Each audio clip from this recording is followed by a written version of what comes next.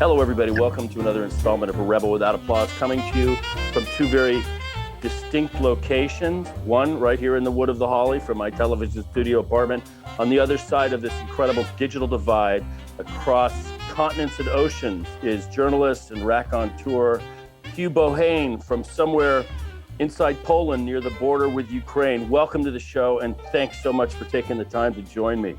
My pleasure, Bill. Thanks for having me. Happy National Women's Day. Well, thank you. I have no women here to celebrate with. That's one of the sadnesses of my life, but I appreciate the greetings. The last time I saw you was on day one of Big Bad Vlad's mad war, and you were in Kyiv in a hotel waiting for everything to bust loose. Where are you now, and what's happened since? Just brief me if you could. Okay, so right now I'm on the Polish-Ukrainian border, and I've just been working here all day filming. I've been here in this area for about 4 days now. So I left Ukraine 4 days ago. The last time we spoke, I was in Kiev and the war broke out. And so I had to move to a basement of a hotel while the explosions were happening and gunfire. So we were in a basement for a couple of days, and then we managed to get on a train and head west to Lviv. And I spent a few days in Lviv, and then I crossed the border into Poland. The news reports I saw coming out of Lviv it was a mass exodus, hundreds of thousands of people rushing by road and rail to get out of the Ukraine. What did you observe? Yeah, that's right. There was total chaos in the train station. Yeah, hundreds and hundreds of people packed in like sardines, trying to get onto a train. So you can imagine, transport has been difficult. And yeah, it was a pretty amazing train journey. Just everyone pretty rattled in the train heading out west. We had a low-flying Ukrainian fighter jet cruise past the window, which we at first thought was a missile, but fortunately it was a fighter jet from the Ukrainian side. So yeah, pretty wild. And then, you know, in Lviv, even lots of air raid sirens day and night. But fortunately no explosions or gunfire while I was there. But plenty of the explosions, I gather, when you were in Kyiv. I mean, it must have been crazy. Yeah, it was pretty crazy. You know, 5 or 6 explosions the night after I spoke to you in that basement, very loud. Yeah, you can imagine, you know, for the Ukrainians, very tough situation. And, you know, everybody's tired, everybody's pretty worn down. But, you know, that resilience, it's infectious and it rubs off on you and you sort of just push through. So what I'm reading about in terms of this patriotism and this struggle to resist isn't just something made up. It's real. You've observed it. It's happening. Yeah, it was loud and clear. I mean, I heard the explosions all through the night. They were very loud. We just kind of huddled together, and I was with some Italian journalists, some Japanese journalists, some Ukrainian fixers.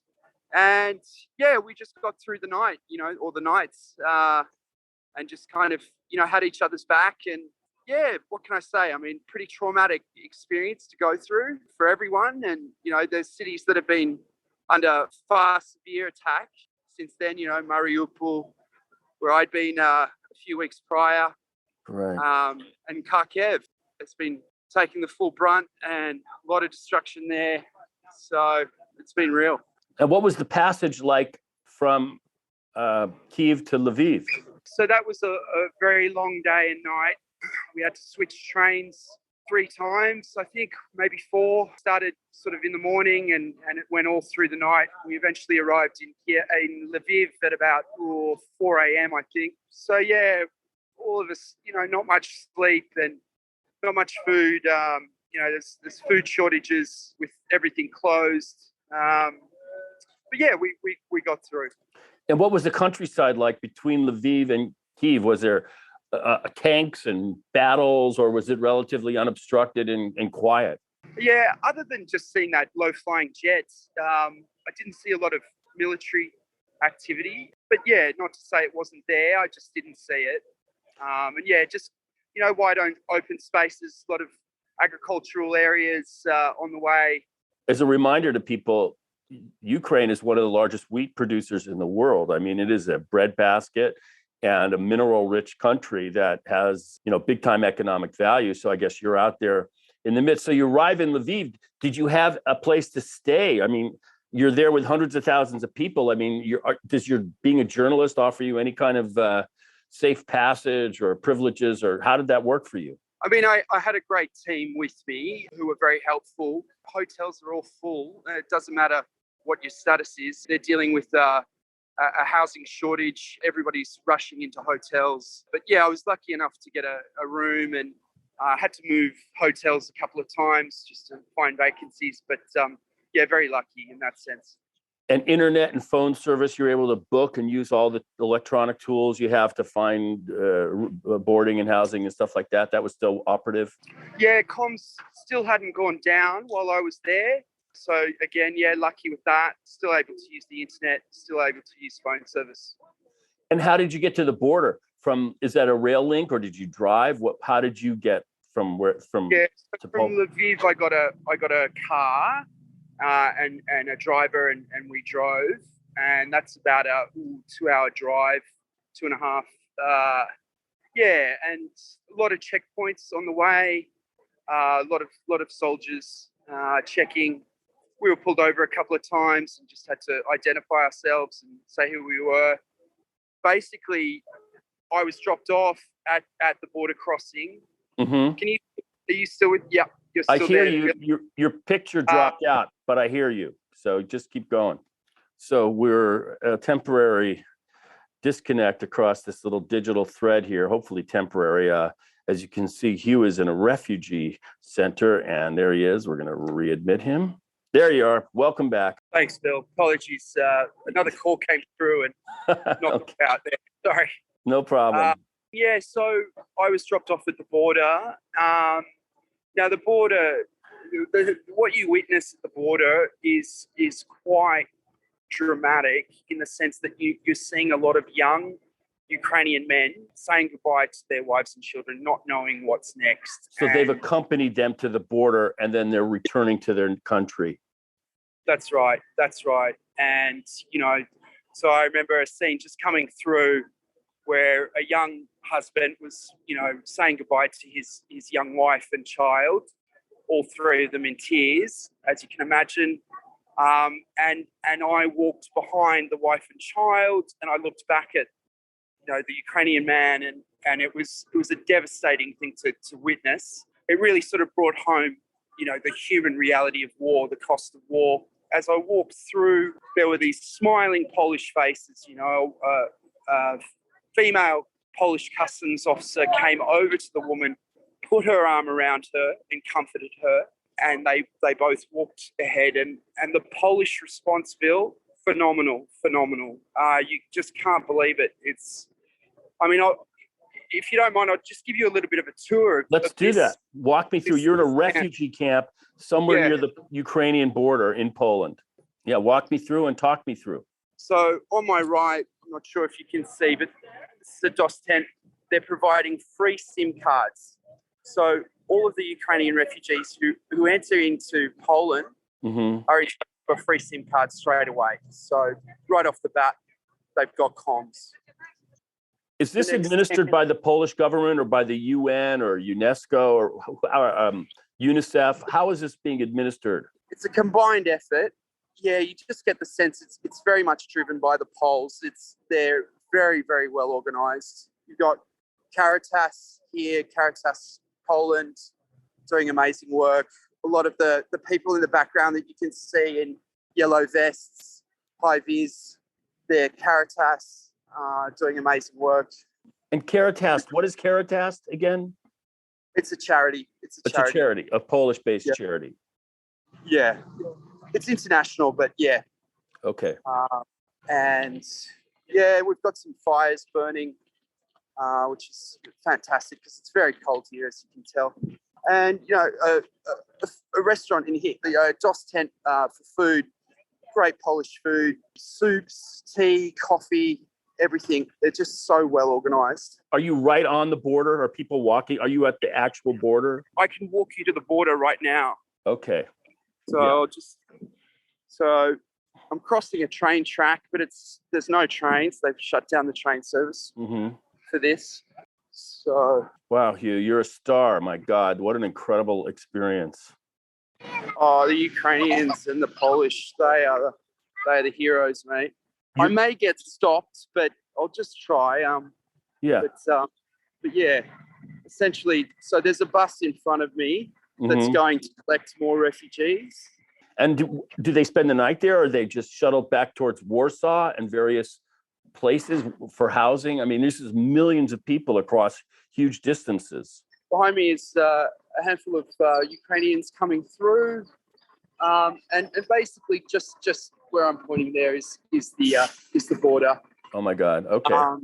And so, in terms of housing, the plan is to get everyone to major cities because the smaller towns can't quite cope.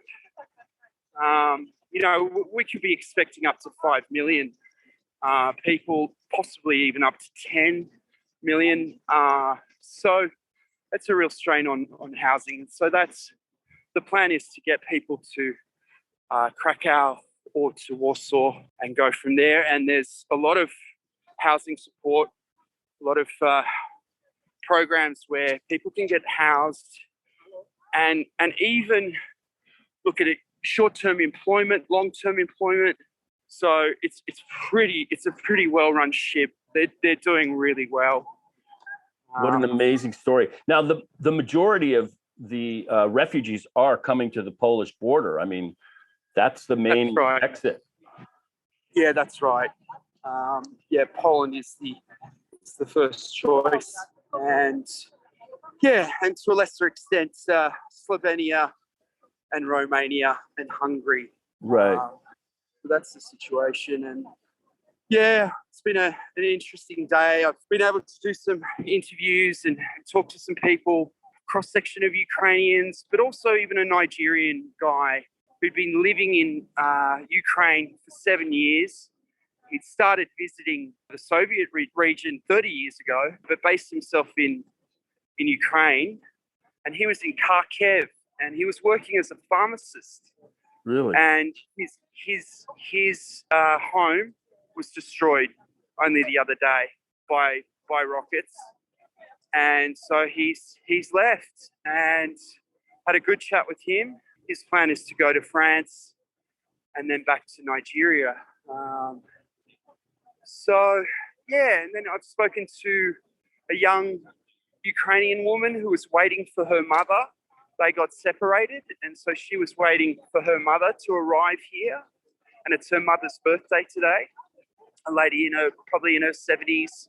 And that was a really happy reunion. Got to see that happen. You're archiving this? Is this footage that's going to Australian Broadcasting, or what's happening with this footage now? Well, now, because I'm freelancing now, my contract with the ABC ended, and I'm just freelancing. And I'm working with a friend of mine, a Polish filmmaker, journalist. And I met him in Vietnam. We've been friends for a few years now.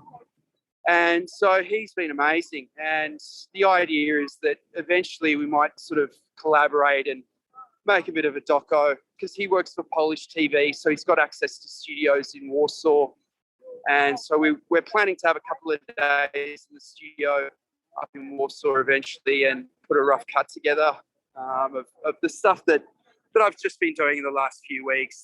I can only imagine how this has changed Hugh Bohane. I mean, you cannot go through an experience like this and not have it change you. I'm sure you don't even know how it has, but I'm guessing it has. Absolutely. I mean, war changes people without a doubt, and you can almost argue for the better in some ways. You pay a cost. I mean, I've had nightmares. I was pretty shell-shocked when I got in. But, I just keep thinking about the Ukrainians, and Ukrainian journalists still in there, still working on the ground. I had a dose of it. I can't imagine what it'd be like, for weeks. So, I just take my hat off to them and their courage and their bravery. Wow. Yeah. What a story. Now, you expect to spend some more time there by the border, is that right? Yeah, the idea is we'll continue for a few more days here. Obviously, everything depends on the situation a bit, but yeah, from this point out, it's really just about covering this mass exodus. You know, this is one of the biggest human migrations since World War II. An amazing thing to witness, and you know, the goodwill, the incredible Polish hospitality, and other international volunteers and whatnot coming together.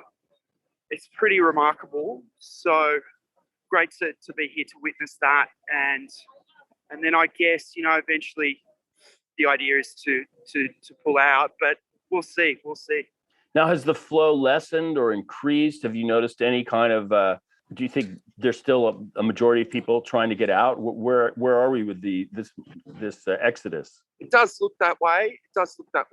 I mean, they're sort of saying just this is a very small border crossing.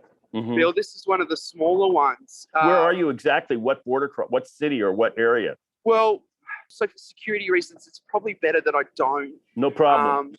Just as this is a developing thing, but Right. basically it's a southern Polish entry crossing. Got it. And yet, you know, so when I say small, I mean it's 1,000 people or more a day, and you just don't know. I mean, no one knows really what to expect in terms of, you know, the numbers. From what I've heard from organisers here, it's averaging at about 1,000 a day, and this is a very small crossing. So you can imagine the other major crossings. I mean, So when I walked through my crossing, I mean, just it was incredible. The amount of people that have been through there, and on busy days, you know, they would have been queuing for hours and hours and hours. You know, sometimes queues up to 30K long. Are these queues in vehicles or people standing? Are they in vehicles? They would abandon their vehicles and then start walking. And one of the things you see when I went through that crossing was literally hundreds of suitcases abandoned along the road that had all been collected and put into a sort of a pile. Just devastating to see the cost of all this and what people have had to go through. And it looks to be like it's very cold. I mean, this is not. That's right. You know, it is very cold here. And still we're expecting, you know, refugees all the way up until 12 a.m. And you can imagine, you know, crossing it at this time of night, just brutal. Is there any organization that you might recommend that people who watch this can, you know, make a donation to, or, you know, help assist at least financially? Well, Caritas is definitely playing a huge role here. World Central Kitchen is another great organisation that are doing a lot of the food stuff. That's just two well-known groups here that are doing a lot of work. So look them up, Caritas and World Central Kitchen. Wow. Well, Hugh, you look like you're cold. Now you have a place to stay. You're staying in a home and you're okay and you're getting rest. Yeah, fortunately, I've been able to get a bit of rest in the last few days, which has just been so good. So I'm very lucky, you know, super lucky. I've had a roof over my head and just really enjoying the work. And, you know, I think with this sort of thing, I think you can relate, Bill, is you don't want to stop. You're worried about stopping because you worry what sort of, when the dust settles, Mm-hmm. some of that trauma that you've witnessed is just going to rear its ugly head. And so but I know I've got to stop eventually and take stock. Well, you've sort of, you're kind of the situation. I lost you again. Oh, are you back? Jeez, folks. Such is the vagaries of video podcasting. I think I have lost Hugh. We're still waiting for him to reappear.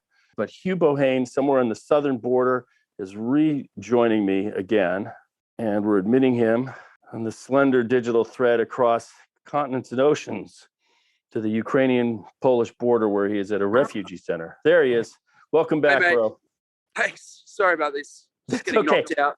All of a sudden, they decided to do construction outside my door, and they're like cutting pipes. And I'm going like, wait, the war's supposed to be in the Ukraine, not here in Hollywood. So I had to go outside and tell them to shut the hell up. Keep it down. Yeah, keep it down. I got Ukraine and Poland on the other side. What are you, nuts? So I had to go, and I had to do it in Spanish, of course. So it's a multinational. Anyway, so is your day over? Yeah, I'm just waiting for Michael to come back. He's gone across the border to do some filming. So I'm waiting for him to come back. And then I think we'll just wrap up and then hit it again tomorrow. Well, let's stay in touch, Hugh. I mean, yeah, man. What an incredible journey you've been on. And I feel like it's a rare privilege for me to have, your eyes and ears and observations of the biggest story, in decades, a catastrophe that hopefully will be mediated sooner than later. So I want to thank you, man.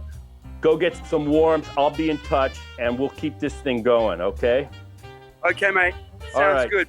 Thanks so much. Thank you, Hugh. I'll be in touch. See you, bro. Look after yourself. Take care, buddy. All right, man. Take care.